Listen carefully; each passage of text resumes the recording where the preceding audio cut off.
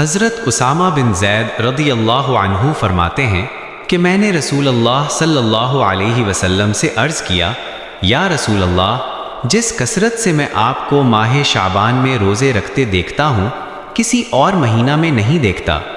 आप सल्लल्लाहु अलैहि वसल्लम ने इरशाद फरमाया, ये ऐसा महीना है जो रजब और रमज़ान के दरमियान वाक़े है और लोग अमूमन इस महीने की बरक़ात से गाफिल हैं।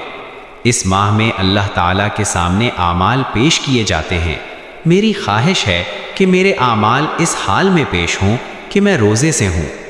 तो हमें ये समझ आई कि माह शाबान की बरक़ात हासिल करने के लिए इस माह में रमज़ानुल मुबारक की तैयारी की जाए, इबादात और रोज़े रखने की आदत डाली जाए और अपने कामों को इस अंदाज में निपटाया जाए कि रमज़ानुल मुबारक में ज़्यादा से ज़्यादा वक्त इबादत और ताल्लुक़ मा अल्लाह के लिए फ़ारिग़ हो सके।